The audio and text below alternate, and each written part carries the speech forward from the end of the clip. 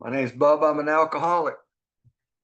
Thank you, Alice, and thank you, Helen, my beautiful bride of 57 years, coming soon and on the 20th next week.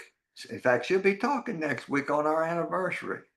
And that's a great way to spend an anniversary with the two of us in Alcoholics Anonymous, because Alcoholics Anonymous changed us forever. And thank God we don't have to go back to the life we were living. There wasn't much left when we got sober. I was not a nice guy. And we were talking about my home group is the Eastgate group in Hot Springs Village, Arkansas. My sponsor I have is Bobby B in Lafayette, Louisiana, and he's been my sponsor since I got sober, and which is an amazing thing.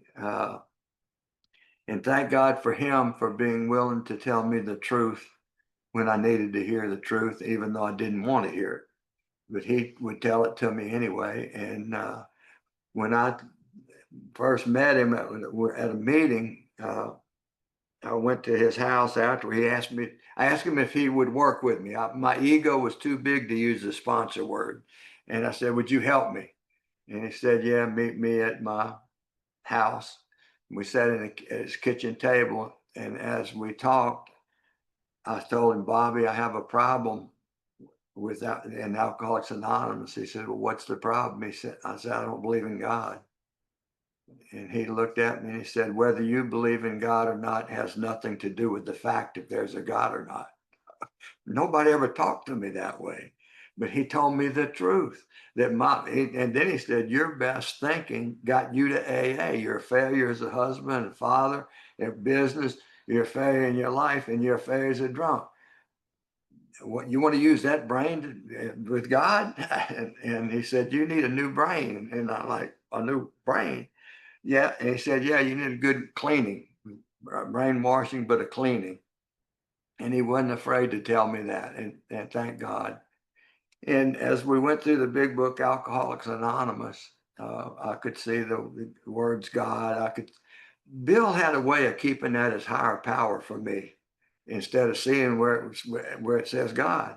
I'd read it, but I didn't get it, because when early on I would get up and leave the meeting when people talked about God. I didn't want any part of it. And slowly by slowly, going through the steps of Alcoholics Anonymous, I came to believe in a power greater than myself, whom I choose to call God today. And the way I confirmed that was at the end of a fifth step. I went home, and thank God, just like the direction said 75, I went back home and I got on my knees and I said that, thank you, God. And from the bottom of my heart, that I know you better. And the truth is, I did. And that kind of opened the door for me. And as going through the steps opened it more and more. And the readings, they saved my life. These readings and spiritual experience. You see, because where I was, I didn't know about what that spiritual experience was. He says, I got to have it, but I don't know what it is. And he took me to the back of the book in Appendix 2, and he talked about the spiritual experience. And what he showed me was it's a personality change sufficient to bring about recovery from alcoholism. And I said, what? And that's what it is. And each one of us have different ones, but yet they're all spiritual experiences and spiritual awakenings. And I thank God we found that it is the solution for alcoholism. We have a program of action to get through it. And part of that is prayer and meditation. And I didn't want to pray. And Bobby would tell me, he said, what I want you to do is throw your car keys under the bed. And when you get down to get them in the morning, say, thank you, God. And what that did, I said, well, it's like going up in the air. It doesn't mean anything. He said, I didn't ask you if it meant anything. Just do it. And I just did it. And that started my prayer and meditation. And then I got to the third step prayer. And all of a sudden, every time trouble would come up, I would say the third step prayer. And so those were the beginnings of my relationship with God and my understanding. Bill in the big book says several times, you can choose your own conception of God. It does not say you can choose your own conception of a God. And that's the way I read it for a couple of years. I didn't read it right. And yet I was able to see that over a couple of years and see, okay, I got that now. I wasn't ready before. God knew I wasn't ready. And so therefore he gives us what we need when we need it. And what I did, I didn't do anything in the mornings for at first until I went through the steps more, other than what he told me to do. And then we got into reading 86, 87, 88 in the morning. And Helen and I would read it together, and we'd get friends or people we were traveling with, and we would read it. And the way we would do it is on awakening list, think about the 24 hours ahead, and then we would have a list of things. I need I need to do this. I need to go to the store here. I need to do this, and I had my list. And what I found out later on, that God has a right of first refusal of what I want to do, and thank God He does. It keeps me out of a lot of trouble. And I didn't understand. We did it, and I was doing this for several years. And then one day I decided to read it, what it says. In the next sentence, we considered our plans for the day before we begin. Before I begin what? Oh, thinking, considering my plans for the day. We asked God, and all of a sudden I was able to start asking God. This became an important prayer to me too. God, please direct my thinking, especially divorcing it from self-pity, dishonest, and self-seeking motives. That changed everything. Now I'm thinking about what would God have me be through that day instead of what I want to get out of the day. It helped me get out of some of my unselfishness going into every day. And I've used the 7th-step prayer and the 3rd-step prayer, 11th-step prayers. There's all these prayers in the 11th step. And I've used all the prayers in the big book. And I tell the sponsees that when we're going through the book, if it says we ask God, that's a prayer. You need to ask God when you do that. And starting to practice that and bringing God into the actual working of the steps, bringing Him in by saying these prayers as we go and bringing Him into my life.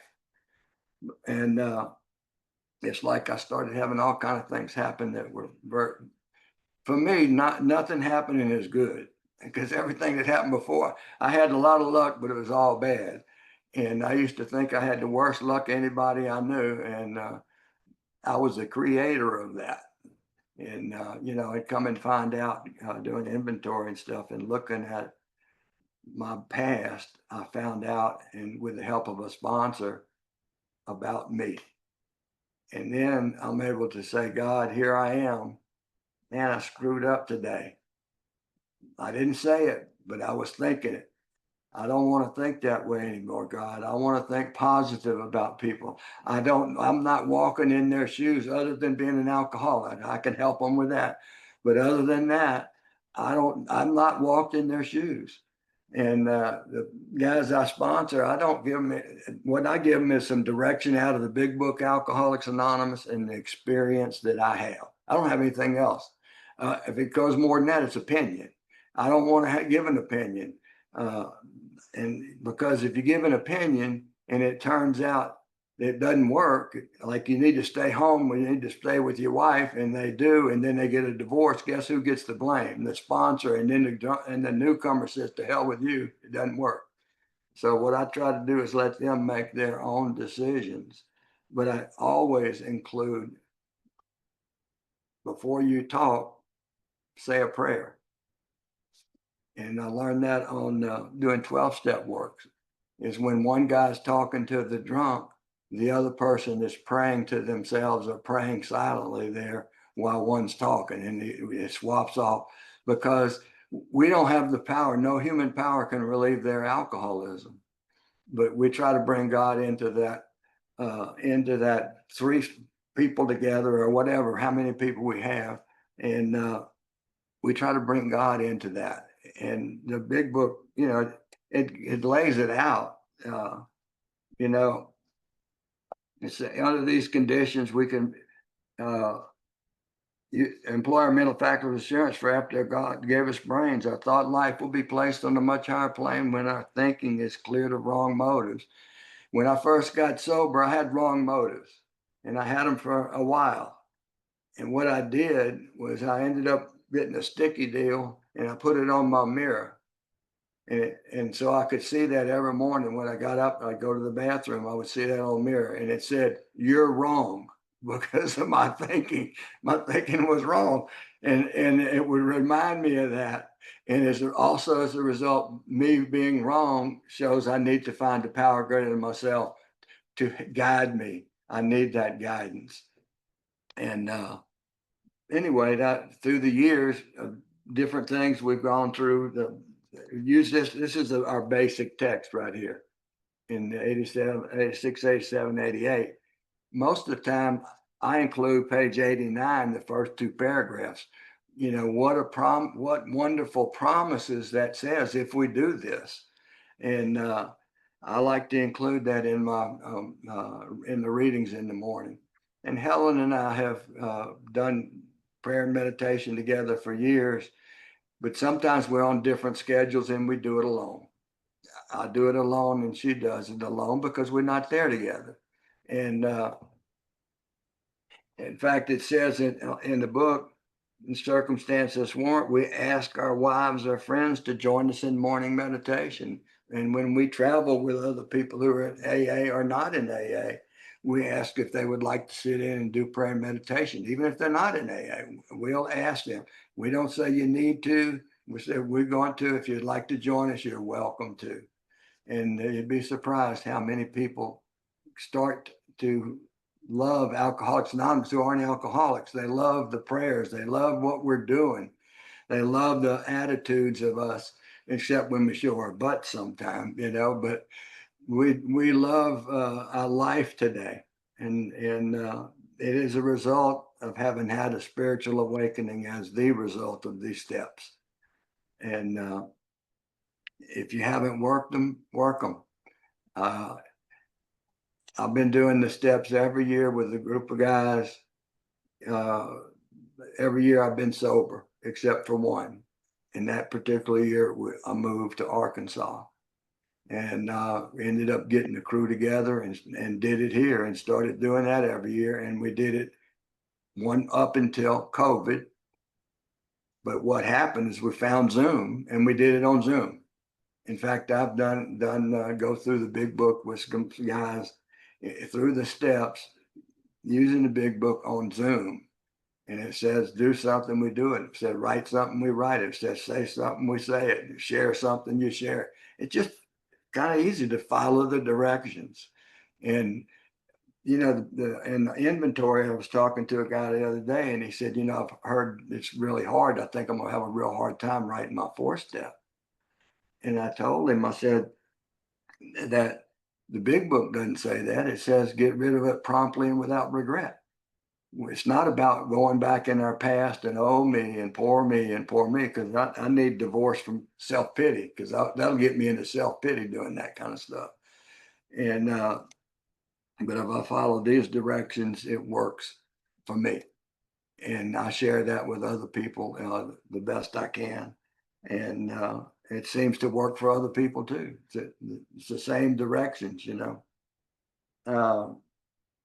then about asking God to direct me. If I have something to do that day and I'm not sure, and thinking about a day we may face decision. I might have a decision to make that day. I don't know whether I'm going to be able what to do. In fact, my sponsor told me, I said, I got a job and then I got another job. And they said, well, which one should I take? Well, they had a decision, right? And I asked him, I said, which job should I take? He said, well, take the one you want. And I said, but I want to do God's will. I want to do God's will and take what God wants me to have. He said, just pick whichever one you want. And I said, okay, I'll see what I can do. So I flipped a coin. and I didn't like the way it came up. So I flipped it 2 out of 3, and it came up the same way anyway. So I took the job that I wanted the least because I thought it was God's will for me. And you know what? It probably was God's will for me. He guided me through that. And and thank God I got a sponsor who's, guess what? I got one right now, and I've had them several times. They don't have a job. All of a sudden they got a job. Guess what? Now they got 2. Which one should I take? Just tell them what Bobby told me. Flip a coin. Take the one you want. If that doesn't, you can't do that. Just flip a coin. Because it's sober, if we go one way, being sober, we can always go another way. We're not going into a deep hole in the atmosphere. We have the ability to change today in Alcoholics Anonymous. We have been given the tools to change, and I share that with a lot of guys. And you know, God's so good. He has helped me through the most tragic things in my life, and He has given me people to work with. And guess what? I learned from them. I work with them because nothing will so much ensure immunity from drinking as intensive work with other alcoholics. And it's a tremendous plus when they get sober as well. And I had one guy had the opportunity to do this 86, 87, 88. And he didn't want to do it at all. And I was delivering newspapers in the middle of the night my first 2 years of sobriety. Well, actually, the first number of months of sobriety, I didn't have a job. And I told Helen it's Thanksgiving. I just soon wait and get a job next year because they're not going to be hiring over the holidays. And about 1st of March, she said, which year? So I had to get a job. Thank God she was willing to tell me that. And so anyway, I lost my train of thought. I guess when you get my age, that happens sometimes, and it's okay.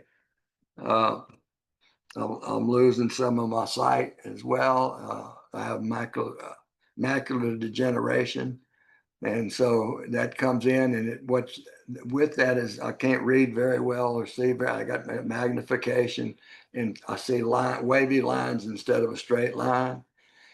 And you know what? It's an inconvenience. It's not a problem. God has given me exactly everything I need to deal with getting older and having these difficult problems. And, I spent about a year being mad, and now it's just a different way of life, and it's okay. I haven't taken my eye test at the driver's license bureau yet, so I don't know what's going to happen when I do that. I guess I will pray for the right thought or action when I go in there, and follow whatever is supposed to be legal, because I don't want to hurt anybody. I don't want to get in an accident and hurt anybody if I don't have good vision. So I'm asking God about that today. What should I do about that? So I'm getting my eyes checked on a regular basis, but I need to go to the DMV and really just find out, because I've only backed into 3 trees. So the last one I took my mirror off, and it's like I can see okay at a distance, but my distance judging from 10 feet is not very good. In fact, if you ever try to plug in the computer on a laptop, the power cord, it's so simple, right? I just can't hit it. I can't get it in, and it's okay. There's people to help me with that, and I'm sorry I got off track a little bit with that, but that's what's going on in my life today. And that one guy took the job, and he has an opportunity for another job, and it was a surprise. He has 2 kids, and he's married, and they bought a house and everything. And now all of a sudden he was out of a job and looking for jobs, and that's hard for a sponsor. For at least it is for me. But I know they're going through difficult times. What I always tell them is, let's pray. When you're going to talk to somebody about something, pray about it before it comes out of your mouth. And we pray together also about it, and ask God to give us the direction. In our big book, he said he's got all the power and all the knowledge. What do we get? We get to go to AA meetings, we get to do that kind of stuff. And thank God he's got that power. Without God, none of us would be here today.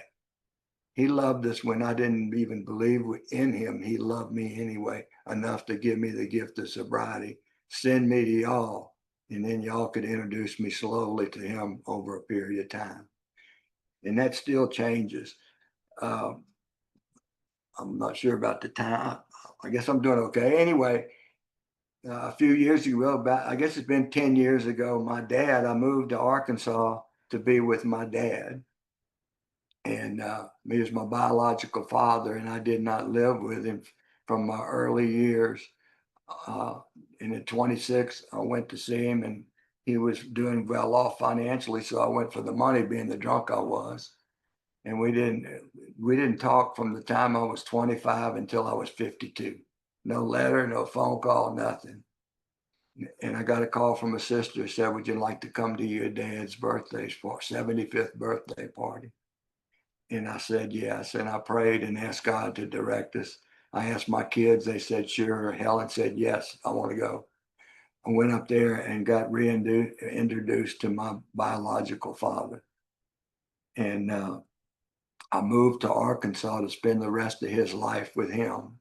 And he was about 77, I guess, at that time. And he's 99 now. In fact, in January, he was 99, and we had a big party for him. He used to own skating rink, so he was skating at his 85th birthday. So anyway, he asked me, would I like to go to a Bible study with him? And I said, man, I'll think about it. And after about 5 years of asking, I finally said, okay, I'd like to do that.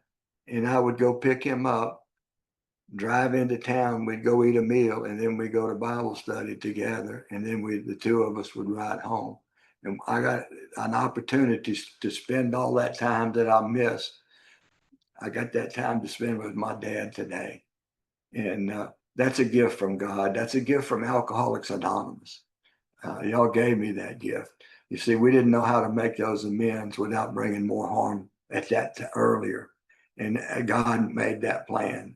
He put it right in front of me. And so anyway, that's how I ended up here. And when we doing our prayers, I'll talk to some of the guys. I get a guy who we look at going through the day, humbly saying to ourselves many times each day, thy will be done. And that's one of the questions that I like to ask my sponsees. How many times today did you say thy will be done? It's in the directions. If you didn't at all, maybe you need to think about it a little bit more. It's not just praying in the morning, it's carrying the prayers from your morning prayers through the rest of the day. And the next sentence is, we then are much less danger, excitement, fear, worry, self-pity, or foolish decisions. And what I like to look at, what the very first danger is excitement. Because I used to get that excitement when I was going to get a booze, or I was going to get a girl, or whatever. Of course, I've been married to Helen forever, so it was that excitement is not healthy for me. I was having my company I worked for was doing a party, a Christmas party, and they had a big thing of beer, iced down. And I told the boss, the owner, I said, I have to get out of here. I can't stick around for that. He said, stick around for a picture. And then I waited about 15 minutes and no picture. And I said, look, I got to go. He said, well, look, can we take it right now? And I said, fine. If we do it right now, I'll do it.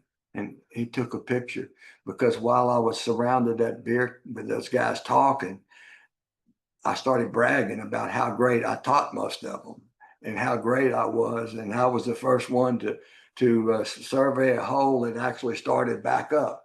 And I had to put two cameras, one upside down, one right side up, and run them like that. And anyway, when I started that bragging, I started getting that excitement. I don't know if you know what that is, but for me, today, that is danger for me, because excitement leads to that excitement. It promises the world, And then as I follow it, it always leads to severe pain. At least it has for me. And I don't want to go through that pain anymore. So I get that excitement built up. I call somebody. I talk to somebody. I pray immediately. And because I can't afford to be thinking about a drink, I can't be afford to have that excitement to knock me off kilter.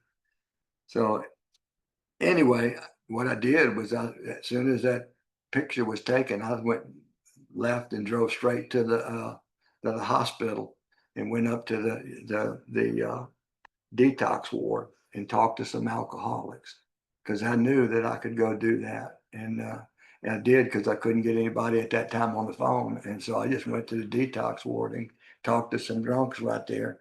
And sanity returned to me. I wasn't thinking about a drink, but I was sure shook up really bad. Today, after doing many inventories and seeing my instincts, today when stuff pops up in me, I can spot what it is. Before I did that inventory, I just went crazy. My emotions just went wild, and I didn't always know why. I thought I knew why, but most of the time I had no idea. But if we notice, the fourth column of the inventory carries on through the fifth, sixth, seventh, eighth, ninth, and 10th steps. That's in there. We look for selfishness, self-centeredness, and are we frightened? Are we fear? And we look all that on step 10. We do that on a daily basis, and or step 11 at night. The same thing. I ask myself those questions, and God, I sure messed up here. With your help, I can do better tomorrow. And because none of us are perfect, and I'm sure not perfect. If I go to a meeting and share with my sponsees that everything is wonderful 24/7, 365 days a year, what am I telling them? Because what they're going to think is, how come not me? Well, I hadn't met anybody that's like that. And I'm not afraid to talk about it, to tell you had a bad day. And I've had bad days. Helen and I argue once in a while. Been a long, it's been a long time. Well, the last argument wasn't but 2 weeks ago, and it was unbelievable. The big argument, and I couldn't believe that this big argument was going on, and I was crazy. And it started over. She threw out my flan. And my dessert. Her sister and me. It was for me, and she threw it out. How could she do that to me? What does she think of me? I had to turn to God right then because I could not. My brain takes the most foolish things and turns it into a big deal. And today I know that, so I'm aware when that stuff that starts coming up, I need to do something about it. And through step 11, it talks about we're undisciplined. Well, I'm an undisciplined alcoholic. Alcoholics Anonymous has taught me a lot of discipline. I haven't always followed all of it. And I don't believe any of us do it all. Maybe some people do all of it. Maybe you do, like 7 days a week. But sometimes something pops up. I start getting phone calls. I had one guy was calling me at 6 o'clock every morning. I told him I don't answer the phone at 6 o'clock anymore. And so I told him if you were feeling this way at 10 o'clock at night, call me. 2 o'clock in the morning, you were thinking about that at 10 before that happened. Call me in the morning. If it's a big, really an emergency and you're thinking about drinking, I don't care what time it is, call me. In fact, if you want to fax me 911 and I will call you back. And see, I can't have answers for those guys other than my experience. I have to bring God in to that relationship. Otherwise, I can't help anybody. God does all the helping anyway. He just uses me as a tool to go here, and do this and do that. And I do it. It isn't about me. It isn't about me. All I am is a channel, like it talks about in 11th step prayer. I try to be just a channel. And I ended up all kind of places and doing all kind of things in a lot of relationships in my life that I would have never had without Alcoholics Anonymous. And I learned so much from other alcoholics in AA. Through the years, I've learned many, many things from other alcoholics, and we're losing so many old timers these days. It's hard to see them go. But look what they've done. Look at this meeting. Look at all the people at this meeting. This is a result of those old timers who've gone on to the big meeting in the sky, because without them, we wouldn't have this. And this is available around the country all the time. Thanks to those old timers. And I love y'all. I think I've blabbered enough. So glad to be here. Thanks. Much for Carolyn, thank you for having your hand up. You are the first one in. Please do come in with your question. Thank you so much. Thanks for having me. Thank you, Bubba. That was an amazing share. And I have a couple of questions, and you mentioned inventory and specifically the fear, the writing of the inventory. And well, not necessarily, my question is not about fear. It's more about, you know, what do you tell yourself? What do you ask of God? What do you tell a sponsee when you're having like a day where you're just wrapped up in self-will? You can't get honest, you can't be honest, you can't um overcome fear. You need God. Like, what do you tell yourself when you're just having like an incredible time with yourself and you can't escape you? I guess is When my my question. sponsee's having a terrible day, is that right? I ask them how many newcomers are they working with, and I'm serious. That's what I ask them, and you know what the answer is? None. It always is. The answer is none. And I said, you need to go to some meetings and find a newcomer. And Okay. and as you take them through the steps, you need to go through it with them. And if you have any questions, call me back and we'll get together. Other thing is, I want you to inventory those fears. And if you have any resentments, do that as well. And let's clean all that up. And then you can start having a better day. And I can't promise you what you want is going to happen, but you won't have to drink over it. Thank you. So does that answer your question? Yes, thank you. Thank you. Anne, it's really good to see you. Please come in. Hi, good evening. I'm Anne. I'm an alcoholic and very grateful to be here.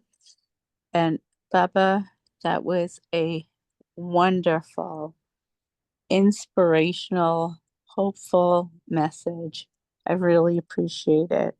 And everyone who does service for this meeting, thank you. Bubba, my question is, and I think I heard you say, but I'm a few years younger than you, not many, but I think I heard you say, I help people learn to pray before they speak. And I would like to know how that process is, because that is something I would be so grateful to learn. Thank you for letting me share. Thank you, Ann. Thanks for the question. Usually what happens is they're going to make amends, or they have some conflict, or something's going on between them and their spouse. And that's when they need to say something, or they need to make some amends, or whatever. Is pray before you open your mouth, and then go in and you have God with you at that point, and you'll be surprised what'll come out of your mouth. It won't be anything you thought of that you were going to say. And sure enough, it works really. I find it works. And was that the rest of the question? Was something else? I think that was No? it. Anne was asking, Okay. how do I learn to pray first? Thank you, Bubba. Calvin, you got a question? Come on in for me, sir. Thank you, Alice. Hello, everybody. My name's Calvin. I'm an alcoholic. And Hey, Bubba, Calvin. thank you so much, man, for a strong message, man. And I was thinking about when you when you talk about getting excited. It really touched me when you talked about get excited and we in danger when we get Yeah. excited. Yeah. And I'm sober quite a little while myself. And I like to say, Bubba, you got a calm and a peace about you, man. And it comes across real loud and clear through the airwaves. It comes real strong, and I know that you touched me tonight because of that calming feeling in the talk that you gave. And you put God first, and that's a powerful thing. And I try to do the exact same thing. I really work hard at that. I really work hard at that. But if you could just tell me a little bit more about that excitement thing, and when you get excited, what happens to you? Like what makes you excited? If you could just go a little bit about that. If you What could. what happens when I get excited, or what causes the excitement? Oh, it could be a pretty girl. I'm married, but I'm not dead. I got eyeballs and I have God-given instincts. So all of a sudden, as soon as that stuff comes up, I'm gone. I got to get out of there because I followed that stuff all of my life up until I got sober, and it never led to anything good. And anything that I'm excited about getting, if that means it's probably at that moment it's more important than God, and I have to turn back to ask God to be with me, help me see Him, and where I'm not so excited about this. I can appreciate a brand new car that somebody else has. I don't have to have the car, and I used to have the car and feel bad about it because I didn't have the car. And today that doesn't exist anymore. Yeah. I can appreciate the beauty in God's world without having to have it. So thank you, Good Cal. answer. Thank you, Bubba. Kim, come on in. Good evening, family. My name is Kim, and I'm a grateful recovered alcoholic. Bubba, thank you so much for your share, and congrats on almost 57 years of marriage. Sorry, life is really showing up.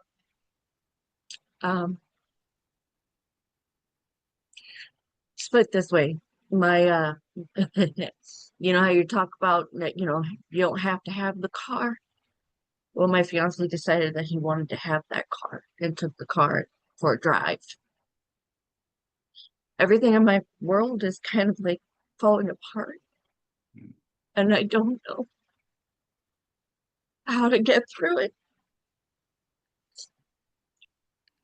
How would you suggest to approach something like this in sobriety? And I'm sorry, I can't talk without crying. No, that's fine. And these things we have to walk through and go through them. And it's like Jim Williams out of Dallas, Texas used to say, it's like going through the rock crusher.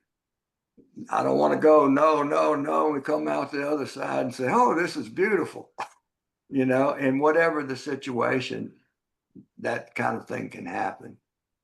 I mean, I know that desperation from losing a child, our 6-year-old daughter, I understand having that desperation if things aren't going right. And what happened is it put a block for a while between God and me. And what happened as a result, I ended up with a much more powerful relationship with God after the fact, later down the road, because I knew that she was okay. She's gone home, and that's just the way I see it. And I have her spirit with me. And I do that between her spirit and God's spirit. That's what helps me get through things. And have a newcomer. I work with that new person because I can think about them and their problems, which you give me a respite from my own. Thank you. Thank you for sharing that. My sister, Marilyn. Hi, Marilyn. Come on in. Hello, family. Love you all. My name is Marilyn. I am alcoholic. Bubba, that was just an amazing share. I really, really appreciate you and your lovely wife. Helen. Just enjoyed spending this time with you. And you said so many things that resonated with me. When you talked about that excitement, which I get that. You know, I had a sponsor ask me when we were reviewing the 11th step, what's wrong with excitement? You know, and I was trying to let her, for me, when I get excited, it's particularly about something that I'm headed straight back into the bondage itself. Yeah. You know, and that's what I had to recognize for myself. So thanks for sharing on that. My question is on, you spoke about wanting to do God's will, and with that job situation that you said, I want to make sure I'm doing God's will, right? And I try to practice that. Sometimes I think I'm overdoing it, you know, and I shared that with someone last week. But what do you do when you, or maybe you haven't had this experience, think it's God's will, make that decision thinking it's God, you know, helping you with, you know, directing your thinking, and you get in the situation and it's clearly not the will of, you know, your higher power. Have you had that experience? And Sure. share with me on that if you can. Yeah, I mean, what happens is sometimes my rationalization will sneak in there and act like God's will. And it's my me rationalize things, and I just follow it. So I consult with people. I consult with my sponsor. I consult with my sponsees. I try to find somebody who's been through a similar situation and went through it and how it worked out for him. But see, Bobby told me about the job. I didn't know, but he knew that it doesn't matter which way I go. I can always change. If I stay sober, life will continue to be good for me. Doesn't mean I don't have bad days, bad weeks, and all that. But overall, compared to where I came from, it's not even close. God is just great. Thanks. Thank you, Bubba. Carolyn, you're my first double dip. Come on in. Thank you so much. I apologize again. I hope I'm not Oh, disrupting the meeting by double dipping. so I happy just to had have you. to I just had to ask one more question because I did not word my first question correctly, and I think I should state that, you know, my question is really, what is your response to someone who's just wrapped up in self, dishonest, and inconstitutionally incapable of being dishonest, and who isn't in a position to help other people yet because they haven't been through the steps? That would be my question. Okay, they haven't been through the steps yet. How sober are they? Well, it'd be me. I'm almost I'm over 90 days. 90 days. There's somebody else with a week. Yeah. We don't have to sponsor everybody we talk to and try to help. You have 90 days of experience that person might not have. And you can share yourself with them and be helpful to them. That's what we have. You know, our hard past turns out to be the greatest asset we have to help others. And sometimes I started sponsoring when I had that sobriety. I guess I was a month or so longer than that. But I asked my sponsor and I said, "Can I do it? Do you think I should do it?" And he said, "Yeah, but you got to stay ahead of him." He said, "And don't confuse and talk too much to him. Bring him to the meeting, and we'll help you go through the steps with him." And I did. And you know, he knew that he got me chairing meetings in the treatment centers. And so I would go and do a meeting in a treatment center. I don't have to have anything except how to set up the meeting and have a topic. And he said the topic will be whatever step you're working on right now, or you have a question in your life about what's going on right now. That'll be the topic of the meeting. So he got me going, getting out of me, and going to different meetings as well. Meeting different people. There's newcomers everywhere. We have a disease that's deadly, and we have found a solution, and we need to help other people find that solution if they want it. So, and if you're having a hard time now, that's good. You're right where you're supposed to be at 90 days. Yeah, I was about to pull my teeth out and my hair out.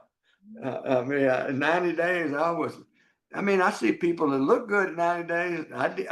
People didn't know I was that crazy. My sponsor kind of figured it out, but the other people, they didn't know. And hell, Helen didn't know because I've been crazy all them years married to her. So Mhm. Thank you, Bubba. Tina? Hi, Tina? can you hear me? Yes. Hey, my camera's not working, but I just wanted to say thank you so much, Alice, for letting me in for the last 8 minutes so I don't go kookaloo at my tenants union meeting at 6:30. Thank you so much. Love what you said so far, everybody. Glad to be here. See you in Vancouver soon. Yes. Thank you. Okay, Bubba, I have the rare honor of asking a question, so here we go. I took notes. Great, really, really great share. I always keep you and Helen in rotation, no matter where I'm booking. So thank you for saying yes. You said, and I'll paraphrase, that it's really this practice of doing inventory over and over and over again that allows me to see myself and allows me to identify the emotions or the things that will ultimately lead to my suffering. And for the new people, will you talk a little bit about the connection between inventory and our ability to surrender to the will of the power? yeah, when I do the inventory and I'm writing out a resentment, I put the cause and I put what does it affect in me? Is it my self-esteem? Is it my pocketbook? Is it money involved? You know, I look at those different instincts and to see which one it is. And going through the first time, I was kind of guessing. But after I've done inventory after inventory, all of a sudden now I can see what's coming up. And then help with some people refer to as the fourth column. I take that. Was I selfish, dishonest, self seeking, frightened? I ask myself those questions. And the answer usually is yes, yes, yes, especially if I'm around that person a lot. It's like the person you're around and the most, whether or somebody, a parent who abused you. I had a guy that his dad had verbally and physically abused him, and he could not start writing on his inventory. And I sat down with him at the table and I took out a pencil and paper and I decided I'm going to write some inventory with you to help you get started.